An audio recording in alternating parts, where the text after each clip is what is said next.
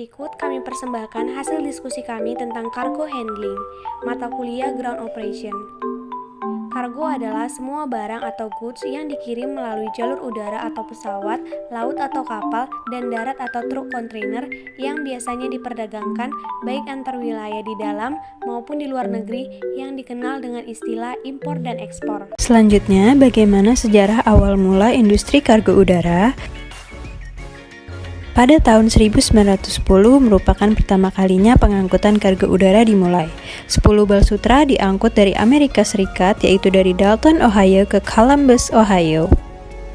Inovasi brilian tersebut diikuti oleh Eropa dan pada tahun 1918 layanan pos udara pun dimulai.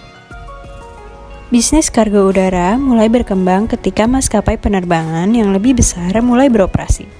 Revolusi industri pun menjadi salah satu faktor pendukung berkembangnya industri kargo udara.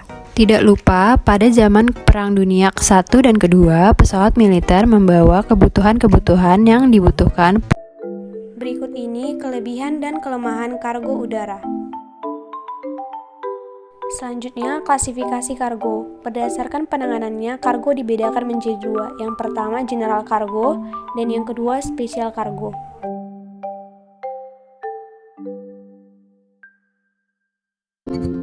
Citylinkers tahu nggak kalau kamu bisa mengirimkan hewan kesayanganmu dari satu kota ke kota lainnya dengan menggunakan jasa kargo Citylink loh. Perhatikan tahapan berikut ini ya. Tahapan pertama, Citylinkers bisa melakukan reservasi dahulu di official cargo agent Citylink terdekat dan memastikan ketersediaan space. Mitra agen kami juga akan membantu kamu untuk memastikan kemungkinan connecting flight dan kepastian keberangkatan ke stasiun tujuan. Perlu diingat kalau Citylink tidak melayani pengangkutan hewan yang dilindungi ya. Setelah reservasi dilakukan, pastikan hewan kesayanganmu sudah diterima Citylink minimal 4 jam sebelum jadwal penerbangan ya. Hewan juga harus dalam kondisi sehat dan tidak stres. Anjing dan kucing harus berusia minimal 8 minggu. Hewan betina harus sudah memasuki masa menyusui minimal 5 hari sebelum pengiriman. Kandangnya harus nyaman, sesuai standar kemasan penerbangan yang ditentukan Citylink. Pastikan juga hewan-hewan berada dalam kandang atau container box yang terkunci rapat untuk mencegah hewan keluar pada saat pengiriman. Saat dikirim, hewan dalam kandang akan diberi label Live Animal atau ADI dan disloyal. Citylinkers sebagai pengirim harus menyertakan makanan dan minuman yang cukup untuk hewan selama proses pengiriman dengan memperhitungkan waktu perjalanan yang ditempuh. Berikut batasan jumlah hewan peliharaan yang dapat diangkut dalam flight Citylink. Khusus untuk pengiriman anak ayam atau day old check dalam pesawat Airbus A320, kuota dibatasi maksimal 150 kali per penerbangannya. Apabila ingin mengirim ternak atau hewan unggas, pastikan pakan cadangan dalam kandang atau kemasan box sudah diberi alas koran atau penyerang lainnya. Nah, Citylinkers, apabila kamu ingin mengirim hewan hidup menggunakan jasa kargo Citylink, kamu harus menyertakan beberapa dokumen pendukung, yaitu surat keterangan dokter hewan atau dinas kesehatan hewan yang menyatakan bahwa kesehatan binatang baik dan tidak punya penyakit menular. Surat izin sertifikasi pengangkutan dari Balai Karantina setempat, surat muatan udara SMU atau Airway Bill AWB, surat pembebasan tanggung jawab dari Citylink saat hewan diterima di bandara, yang nantinya wajib ditempel materai Rp10.000 dan ditandatangani oleh pengirim. Surat pemberitahuan tentang isi, PTI, yang dilaporkan saat mengirim dan menyerahkan dokumen-dokumen pendukung lainnya. Dokumen pendukung ini harus diurus minimal sehari sebelum keberangkatan untuk memperlancar proses pengiriman. Pastikan kamu memilih maskapai terbaik untuk mengantarkan hewan kesayangan. Bagaimana prosedurnya atau apa saja yang diperlukan untuk memulangkan jenazah, pengiriman jenazah lah misalkan ya, melalui jalur udara. Yang pertama adalah surat kematian. Kenapa diperlukan surat kematian? Karena surat kematian itu menunjukkan bahwa orang tersebut sudah meninggal. Dan ini biasanya disaksikan, ditandatangani oleh dokter, biasanya dikeluarkan oleh rumah sakit, bisa juga dari pihak dinas catatan sipil dan sebagainya.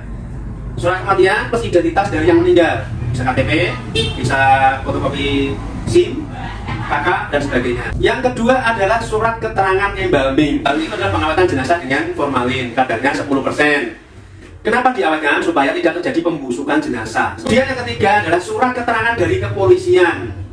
Kenapa perlu surat dari keterangan kepolisian? Ini sangat diperlukan sekali untuk menunjukkan bahwa jenazah tersebut tidak meninggal dalam keadaan dalam ada kaitannya dengan kriminal. Ya. Dan yang keempat adalah surat karantina. Apa itu? Yaitu surat yang menyatakan bahwa jenazah tersebut tidak meninggal dengan penyakit menular ataupun wabah. Yang terakhir adalah surat keterangan packing, ya. Surat keterangan packing. Maksudnya apa? Surat ini menunjukkan bahwa jenazah sudah di-packing dengan benar. Caranya gimana? Jenazah sudah dimasukkan dalam peti khusus ya, yang kedap udara, kemudian dilapisi plastik. Itu ada tata caranya tersendiri. Untuk packing ini biasanya dilakukan oleh pihak-pihak yayasan ya, misalnya yayasan kematian dan sebagainya.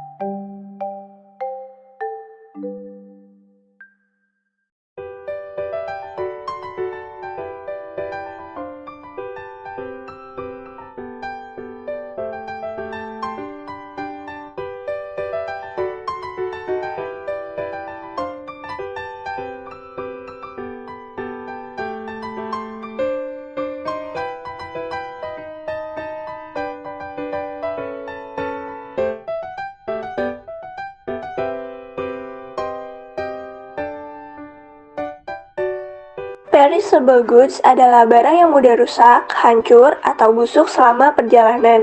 Sehingga dalam pengirimannya harus ada bahan pengawet agar selama perjalanan barang dapat bertahan. Gambar berikut merupakan contoh dari perishable goods. Berikut gambar label dan kemasan dari barang perishable goods. Lalu, apa aja sih dokumen yang dibutuhkan?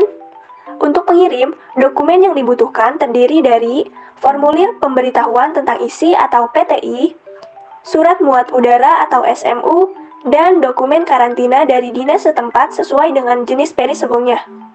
Sedangkan dalam penerimaannya, dokumen yang dibutuhkan terdiri dari identitas penerima, baik berupa KTP atau SIM yang berlaku saat itu, nomor surat muat udara atau SMU, dan data tanda terima barang perishable. Kargo yang akan dikirimkan harus melakukan pembukuan terlebih dahulu. Setelah melakukan pembukuan, kargo akan dibawa ke gudang penerimaan kargo. Di sana, kargo harus dilengkapi dengan formulir pemberitahuan ekspor barang dan pemberitahuan ekspor barang tertentu, formulir shipper letter of interaction, packing list, perishable dan live animal yang dilengkapi dengan dokumen karantina, serta dokumen pelengkap lainnya. Dari proses di gudang penerimaan kargo, kargo akan dibawa ke unit bea dan cukai atau disebut dengan custom. Di custom, kargo akan menerima dokumen kargo dan persetujuan muat apabila dokumen pengangkutan sudah lengkap. Persetujuan itu berupa pengecapan stempel, di mana stempel tersebut sebagai tanda bahwa kargo yang bersangkutan diizinkan oleh pihak bea cukai untuk dikirim. Kemudian, kargo yang dikirimkan sebelum disimpan di gudang pengiriman akan dilakukan pemeriksaan X-ray terlebih dahulu, guna mengetahui isi yang akan dikirim. Setelah pemeriksaan tersebut, maka kargo akan disimpan di gudang. Kargo yang akan dikirim akan dipacking ulang dengan menggunakan plastik di build-up area. Jika sudah siap, kargo akan dimuat ke pesawat. Secara umum, proses pengkaman kargo impor adalah sebagai berikut. Yang pertama, kargo diturunkan dari pesawat dan dibawa ke breakdown area menggunakan dolis. Sesudah sampai di breakdown area, kargo dilakukan proses pemisahan dan dilakukan proses pencatatan airway bill.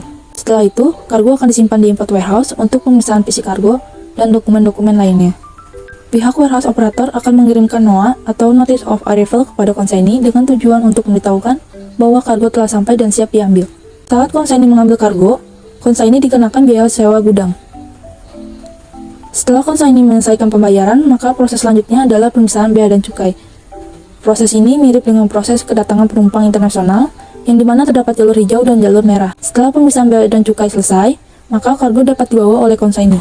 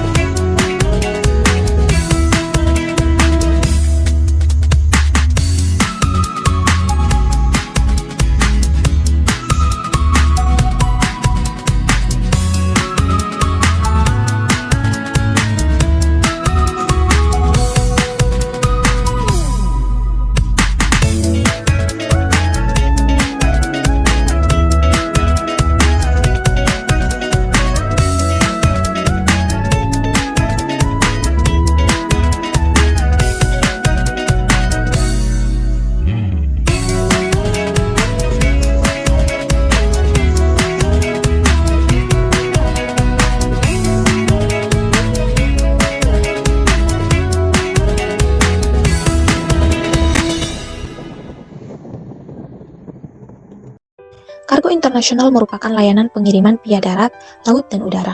Layanan pengiriman kargo internasional via udara ada Express Internasional, ada Air Freight Internasional, dan Cargo Freight Charter. Kargo internasional dibagi menjadi 4, ada kargo ekspor, kargo impor, kargo transit, dan rush handling. Kargo ekspor adalah barang yang dikeluarkan dari daerah pabean. Ekspor adalah proses transportasi barang atau komoditas dari suatu negara ke negara lain. Kargo impor adalah barang yang dimasukkan ke dalam daerah pabean. Proses impor umumnya adalah tindakan memasukkan barang atau komoditas dari negara lain ke dalam negeri. Impor barang secara besar umumnya membutuhkan campur tangan dari bea cukai di negara pengirim maupun penerima. Impor adalah bagian penting dari perdagangan internasional. Kargo transit adalah kargo yang datang dan singgah sementara sebelum melanjutkan pengiriman dengan pesawat yang sama.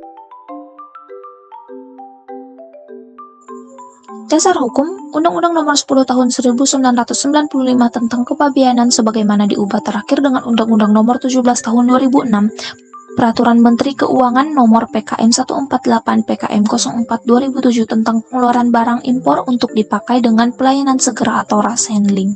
Apa itu pelayanan segera? Pelayanan kepabeanan yang diberikan atas barang impor tertentu yang dikarenakan karakteristik memerlukan pelayanan segera untuk dikeluarkan dari kawasan pabean. Barang dapat dikeluarkan dari kawasan pabean sebelum pemberitahuan pabean diajukan dengan menyerahkan dokumen pelengkap pabean dan jaminan.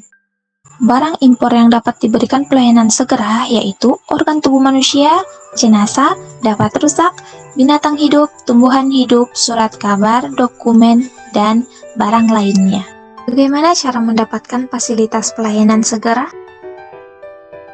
Mengajukan permohonan kepada pejabat bea dan cukai dilampiri dengan dokumen pelengkap pabean dan jaminan.